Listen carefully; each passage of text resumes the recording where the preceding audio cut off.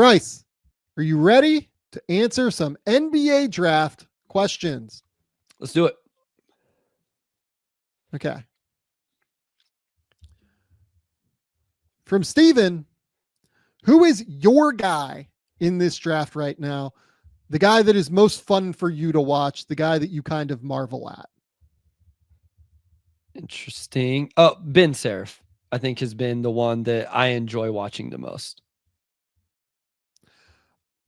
Man, I mean, look, I also really love Ben Seraph. I think people know that from when I did a breakdown video on Seraph in the preseason. I, have kind of talked about him quite a bit at this point.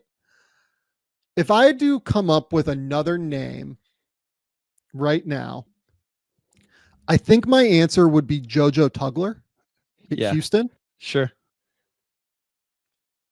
JoJo Tugler is insane. That defensively, dude, defensively. I don't know. Yeah, I don't know if he can offense, but he is the best defender in the country.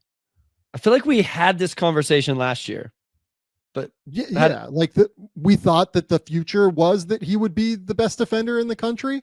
I thought maybe he would be I thought he was 3 and done. He had the foot injury last year, and I thought that because of the foot injury, he'd probably be a little bit slower. This year. What I meant is we were saying these same things about a different prospect in last year's class, Ryan Dunn. Ryan Dunn. That's true. That's true. I'm pretty sure around Ryan Dunn, we said, can he offense? I don't know, but he's awesome defensively. And to me, JoJo is kind of the guy that's like, man, the defense is awesome. The defense is insane. There's a play against Alabama where I think I sent this to you, where he blocks a shot at the rim, kind of falls out of bounds a little bit. Alabama swings it around to Mark Sears on the left wing. He's coming from the right side of the court out of bounds, somehow X's out all the way back to the 3-point line on the opposite side of the court and blocks the shot. Yeah. We talk about ground coverage all the time. I don't think there's anybody else in college basketball that can cover that kind of ground. Tugler is 6'8". He plays for Houston. He has a 7'6" wingspan, and you feel it out there. Yep. When you watch him, you know that this is one of the longest players in college basketball. He cannot offense right now. You bring up Ryan Dunn. I think Dunn had more perimeter skill than what Tugler does right now. So that is a real worry to me. But to me, who's the guy that I have the most fun watching? I think Tugler would be my answer right now. Yeah, no, he is a lot of fun. Like I said, Seraph creates so much separation. I really enjoy him. Guys that I'm really enjoying evaluating and kind of trying to figure out and watch their growth. Rasheer Fleming at St. Joseph's, who kind of have a interesting matchup tonight as he plays. My bad. The next question. Okay, there we go. Let's just jump in from AA. How do you feel on Rasheer Fleming and Drake Powell? Yeah, Bryce, I'll give you the floor on Rasheer Fleming. I'll just be straight up. I think I'm alone in this. I think Rasheer Fleming has a real chance to be a first-round pick. I think he has that kind. What? I have Rasheer in the first round on the big board. I did last. Okay, my bad. 2 or 3 weeks ago. So okay, can I give the truth? I try not to look at your stuff too much. Because I don't want us to be okay, we're just going to say all the same things. Yeah. I do sometimes, but lots of times it's just to see a few things. And I look at others people's to why did they have somebody so high? Why did they have somebody so low? I better go watch. But I don't want to do too much of your stuff. It's not like I don't support you or the Athletic, whatever. Obviously I do. So I didn't realize. So I think Rasheer Fleming is really good. And especially right now, because he's shooting the ball. What I was going to say was he plays my alma mater tonight, American University. So it's going to be a little bit tough. I hope he goes for 20 and 20, but hopefully the squad can keep it close. So I'm very high on Rasheer Fleming. I think he has the wingspan. He has the athleticism. Yeah. He's got a lot of tools. He's put some more of the other stuff together. There's still some things that have to come. His closeouts are quite poor right now. He's got to get better with it. I say it nicely. he has to be better consistently on the boards, but I think he has a real chance in this draft to be a first round pick. He's more of a big right now than he is a wing, I think. And he has the athleticism, I think, to potentially shift to the wing eventually, which is interesting to me, given that he's like 6'8" or whatever with like a 7'3" wingspan. Like if you could unleash him defensively on like real wings because he improves his balance and can scramble around defensively and do different things like that, I'm like really interested. Yeah. At that point, like really, really interested. But right now, like there's a fine line in terms of like frame between Montrezl Harrell and OG Anunoby. Sure. Like if you look at their measurements, they're actually not that different. I think Anunoby might be like an inch taller, but like both 230 pounds, 7'3" wingspans, 6'7" to 6'8", like in that ballpark without shoes. Fleming is like kind of in the middle of those two to me athletically, where like has the explosive pop, like as a leaper, but like some of the balance stuff throws me off a little bit from time to time. And I don't know what to do with it yet. And I wonder, like, is that fixable? Like what's doable there? Kind of. I would agree with that. Like there's definitely some things where at times it's like he's losing control of his body just a little bit. But there's also times where I think he's losing control and then he'll do something off the bounce offensively where I'm like, okay, there's the skill level that is more than just like a forward / big type of player. He can be this wingy archetype. So I'm really intrigued. The A10 obviously put out a first round pick last year. That's a good conference. He's going to get tested throughout the whole thing. And so far he's really played well. So I anticipate nothing but him to continue to do the same. Really excited. Obviously a big fan. Yeah. And I'll take Drake Powell here. Yeah. As of right now, I don't think Drake Powell's a one and done. Yeah. I'll just flat out say it. I don't think he can offense at the level necessary yet. Over his last 4 games after that really fun, like pseudo breakout against Michigan State, where he had, 18 points in that overtime game and went 7 of 9 and 4 of 6 from 3. He had 6 points against Alabama, a goose egg against Georgia Tech in 15 minutes, 7 points against LaSalle. And then last night he played 13 against Florida and went 1 of 5 and had 2 points. And then the games before that Michigan State game, 2 points against Auburn, 6 points against Dayton, had 2 points in 20 minutes against Kansas. I just don't think he's a one and done based off of what I've seen. I would just say where I have him on my board, like I still have him on my board, but a freshman isn't going to come out based on where I have him on my board, or most freshmen wouldn't. So I'm with you. I'm leaning towards him not being a one and done at this point. Yeah, I would not have him in my top 50 right now. I do not have him in my top 50. So that's kind of, Okay.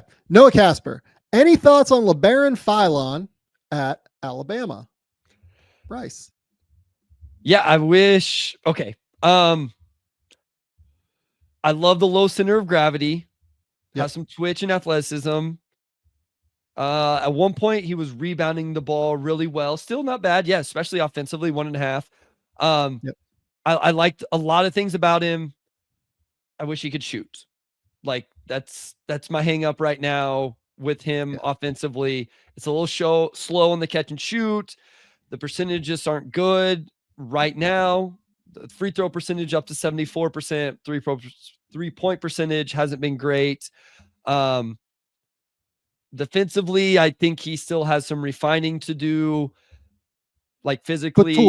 But tools, like aggressive and toolsy on defense. Like it was, I watched the Purdue game and he was like guarding Braden Smith and the effort was awesome, but you could tell like he just wasn't quite as refined to navigate every ball screen and stuff like that. And then, like physically he's got to continue to fill out his frame, all of that. But I'm intrigued. I like him. I also really like him. I am like a little bit immune right now to young point guards who really can't shoot. Yeah.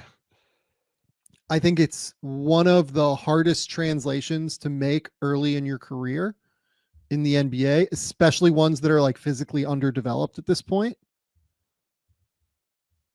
I think that Philon is almost certainly going to be one of the 30 best prospects in the 2025 NBA draft. I think there's pretty good chance he's one of the 20 best prospects in the 2025 NBA draft. I still kind of wonder if it would behoove him to return to Alabama actually for a year, even if that's true, because the goal isn't to just like get an NBA, rookie scale first round contract. The goal is to stick, right? And I do worry that he would be starting his clock in terms of his contract a little bit before he's ready to play in the NBA. He really can't shoot right now. Like that is the issue. He's shooting 24% from three. Doesn't feel like he's super confident taking them from three right now. But I love the downhill pressure. I love the aggression. I love the athleticism. I think he can pass the ball at a high level. He's a real dude. I just worry that the skill level maybe hasn't caught up yet. And it might behoove him to return for another year in order to just kind of start his career later, especially like Labaron Philon is $1 million player next year in college basketball. Like if he was to return, there is like no question. Like Alabama, somewhere else. I would hope he stays at Alabama because the scheme is perfect for him. Mark Sears will be gone at that point. Like he's $1 million player in college basketball next year. So like he doesn't have to worry about money at that point. I wonder if, some of these kids, like I feel the same way about Jeremiah Fears, right? Yeah. I just wonder if particularly the smaller lead guards, if it behooves them to stay in college and develop a little bit longer. And thus, like if I was on the team side, like drafting them, I would wonder if I could get them on the second go around as opposed to like having to draft them in the top 20.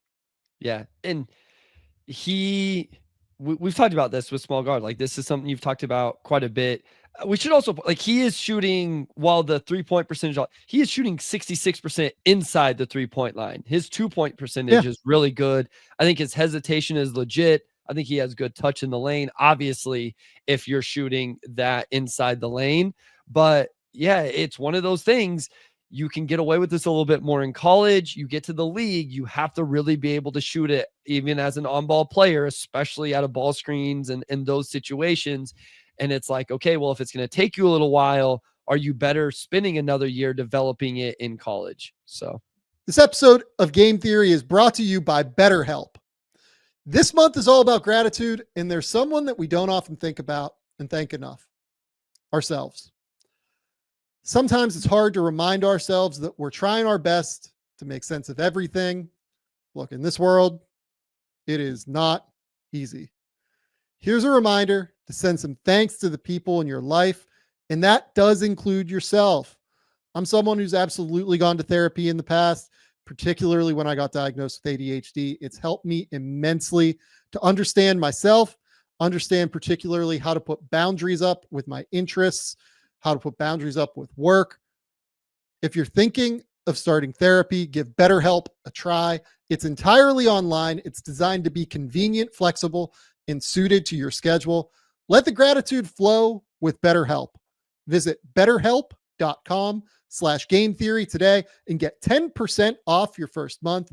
That's BetterHelp, BetterHelp.com/game theory. My Duer jeans are truly my favorite piece of clothing that I own right now. They sent me out a pair of jeans and they are fantastic. I've been wearing these things everywhere that I can whenever I go out of the house. They are so comfortable. They look great. They feel great. They're stylish. They're versatile. You can wear them in a lot of different situations. They are fantastic, fantastic jeans. Duer is built for doing, with styles of stretch performance denim and lifestyle apparel for everyone in every season. Duer has you covered for the colder winter months with fabrics like a fireside denim, which is interwoven with fleece for warmth without too much bulk. Plus, Duer's clothes are sustainably crafted to last. They're going to be a staple in my closet for years. I am going to try and get them to send me more clothes out, in all honesty, because they have been so good. I love my Duers, and I'm sure you will too. Check out Duer's flagship stores in LA or Denver, or shop online at shopduer.com/game theory. That's shopduer.com/game theory. Right now, my listeners are going to get 20% off your first purchase when you use that exclusive URL. Don't wait. Get 20% off at shopduer.com/game theory. Yeah. Okay. From Josue Gonzalez. Is there a chance Tre Johnson could sneak into the top 5? Also, does he seem to be a better scorer than Ace Bailey? I am not the biggest Tre Johnson guy. I will say that. I would be interested to hear Bryce's take, though. Which part did you answer? That he's a better scorer than Ace Bailey? I didn't answer either of those. I just kind of said that I'm not necessarily the biggest Tre guy, to be honest. Look, I don't really see a world where I personally have Tre ahead of Cooper, Dillon, Jaeger, Yakashonis, or Ace Bailey. But I mean, like another team, like could a different evaluator feel differently? Maybe. But what do you think of Tre? And then I'll kind of talk about what some of my concerns are. Yeah. So I don't think I would see him getting into that top 5 either right now. He is a bucket getter. His shot diet is, we talk about Ace's shot diet being difficult. I think Tre's shot diet is pretty difficult as well. I love his ability to make shots, but I worry about his ability to create easier looks. And to me, that's a bigger issue for, what are we going to call Tre Johnson? 6'5"? Yeah, probably something like that without shoes. Yeah. And he is skinny as well. But listen, he has the versatility. He has the soft touch. He can use the glass. Like, he makes NBA buckets. I've seen him like take up, the moment of the game, and isn't all of that. I'm a little nervous about like how athletic, how twitchy he is, those type of things. So I don't see it getting into the top 5. And like, I realize his percentages are better than Ace right now, but just in terms of like translating that to the NBA, some of those size things worry me more with Tre. So Tre had that crazy blistering start against Ohio State, Houston Christian, Chicago State, and Mississippi Valley, right? Shot like 1,000,000,000% from 3, made at least 3 threes in all of those games, hit 5 threes in 2 of those games, right? Over his last 6 games, he's averaging 17.5 points on a 51.4 true shooting percentage, shooting 41.5% from the field, 31.6% from 3, 88.2% from the line, but doesn't really get to the line all that often because so much of it is pull-up stuff. That includes Syracuse, St. Joe's, NC State, UConn in that sample as well. So decent teams there. In terms of everything else, really, like, I think Tre is a player that, it's weird. We talked about like Colin Sexton earlier, right? And the fact that I don't think he's selfish. I just think he doesn't have great vision. I actually think Tre has pretty decent vision. He just doesn't use it all that often. Like, when you watch him, like, you will see him make some interesting creative passes. If he's going downhill toward the rim, like, he'll hit like a dump off from time to time. That's like pretty interesting. But he just doesn't utilize that enough. And like, going back to his time at Link, like going back to like the rest of his career to this point, like, he's never really consistently utilized the passing in a way that makes me believe it will be utilized as he moves up levels and it gets harder, right? Like, it doesn't get easier to make passing reads for your teammates. Yeah. Defensively, I actually think he knows where he has to be. Like he helps the helper. He consistently is in decent spots. He's just not disruptive at all defensively. Like you don't feel him all that much. So Tre's a hard one for me. Tre is a very hard one for me because like I can pretty easily see a world where like Con Kneppel, because Con can really pass it, and Con is a much better defender than what Tre Johnson is. Like if he starts to shoot it well, which I think we all think Con will shoot it at some point, like I could pretty easily see him jumping Tre. Just like same position, same style player, like kind of just a more well-rounded game at that point. So I have Tre ahead of him right now because he's just been better this year than what Con has. But look, I've Tre like right around the 10 mark on my board right now. I'm a little bit lower, I think, than what the consensus is. But, you know, it's because if the shot isn't falling, like it's hard for him to make an impact. You know, he doesn't get to the line, not a super disruptive defender, and just like doesn't pass all that often. Has a 1-to-1 turnover ratio. These guys are kind of like it's very Malik Beasley-y. You know, he's a little bit more juice than what Beasley did off the bounce, but like, you know, you have to have so much juice that you can be a number 1 or a number 2 or a number 3 on an NBA team, and that requires you to be one of the 70 best players in the world at some point. It's fucking hard. It's a hard standard, and if you don't hit that standard, like the floor bottoms out in a big way. Yeah. So he's tricky to me. He has to be like a Cam Johnson or Cam Thomas level scorer. And I think Cam is just a better scorer than he is, if I'm being honest. Like I think Cam separated better. I think Cam's like cadence and footwork was better. I just think I trust Cam's ability to separate more than Tre. Yeah, I have Tre at 10 as well on my board right now. So that's again, like he can really score it. He's made some big shots. It's really intriguing, but I think to get into the top 5 would, I don't know. I'd have to see some of the defensive stuff, or he all of a sudden starts putting the passing with the scoring to really feel like he's like a number 1 option type of player, 2-way player, something like that. Yeah. Last question here from Dave McNullah over on Blue Sky. Blue Sky. Shut up, Blue Sky. For San Antonio's potential Chicago pick, supposing it conveys, who do you like for them in that 10 to 14 zone? So I picked this question in large part because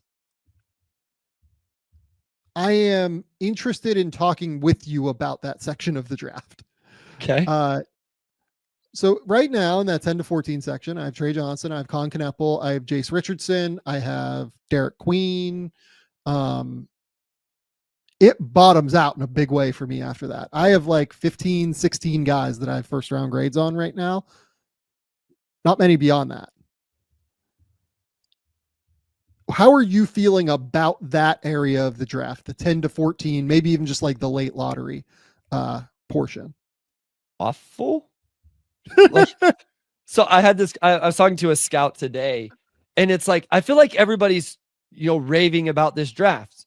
And I'm like, it's driving me crazy. It's driving me nuts. It's driving me insane. And this is the top 5 is really good. Yes. Because Cooper is there. Dylan's there.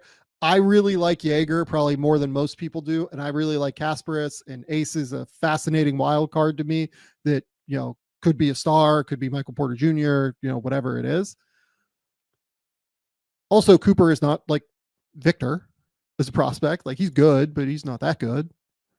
And after that, like it gets, I don't want to say dire, but like it gets rough in a hurry.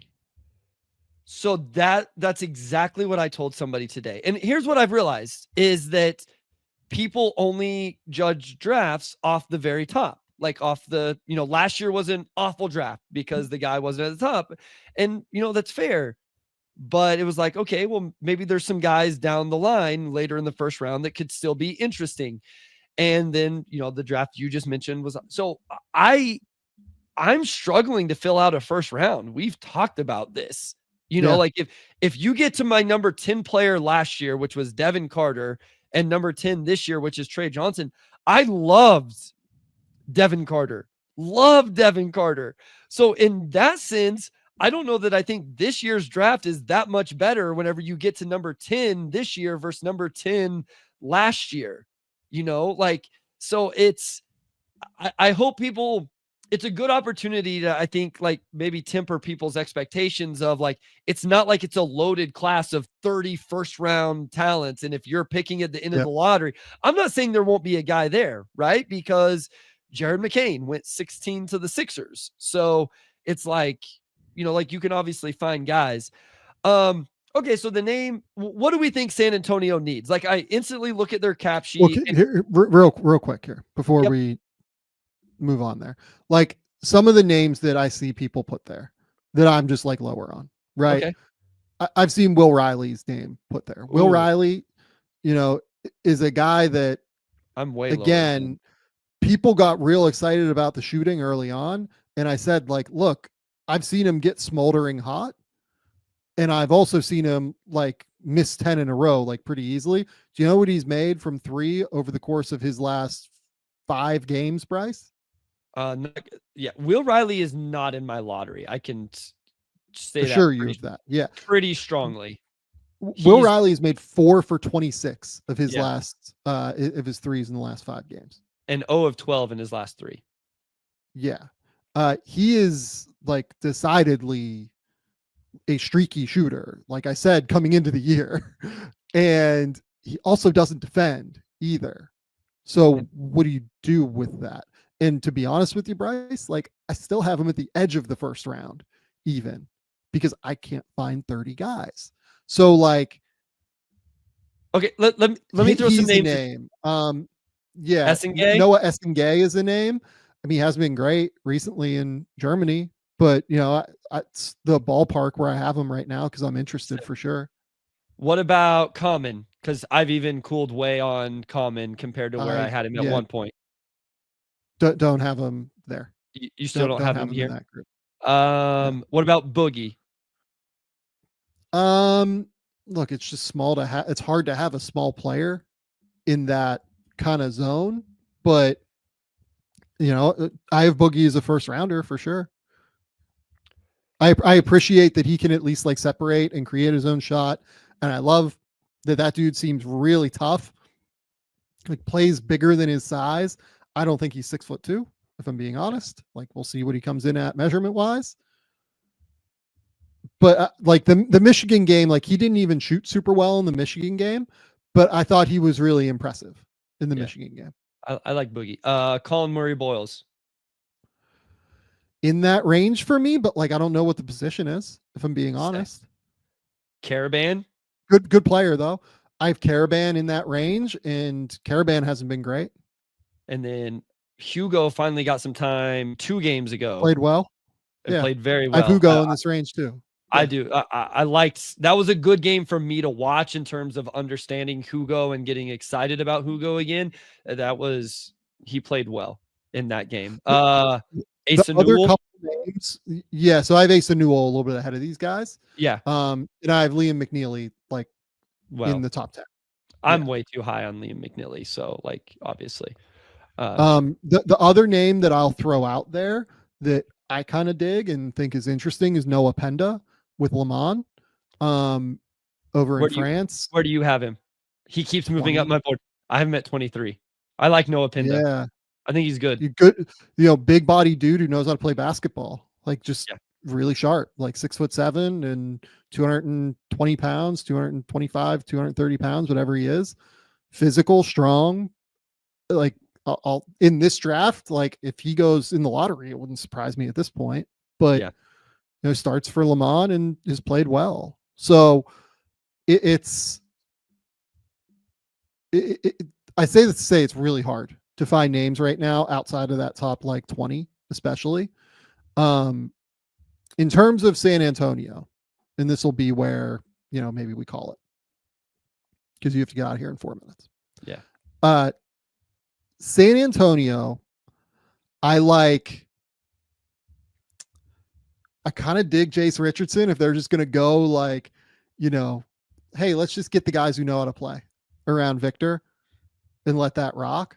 That still seems super early to me for Jace Richardson. Yeah. If they could get Con Kneppel, like that'd be really fun. I think just another shooter who knows how to play. I think that would work well. How do you feel about the Derek Queen Victor combo? Go crazy. Derek Queen, Jeremy Sohan, Victor Wembanyama. Let's figure it out. Let's see. Seems like a terrible idea, but I would like to see it. Like one of those things that I know in my brain, it's a real fucking terrible idea, but I would love to see it on the court. I mean, Seraph is this range, right? Yeah, for sure. Seraph would make sense to me. Liam would make sense to me. Yeah, like it's. So I assume most like the go-to with Vic is always shooting, right? And then you have Sohan who doesn't really shoot it. You have Castle now on the roster who's going to be a player for him, doesn't shoot it great. So who do you think is the best shooter? Let's take Liam and Kneppel off the board because those are the Tre Johnson's in this range for me too. So probably Tre. Yeah. But like there are 3 shooters in this range for them. By the way, like they have their own pick in this range too, potentially. Yeah, true. So like that's a whole other thing. And look, like I don't think that, frankly, like I know Chicago right now is outside of the top 10 or like right on that borderline. I don't think that pick's going to convey, but I think San Antonio is probably going to end up right in this like 8 to 14 range anyway with their own pick. So San Antonio should be watching these guys anyway. Yeah. Yep. So, yeah.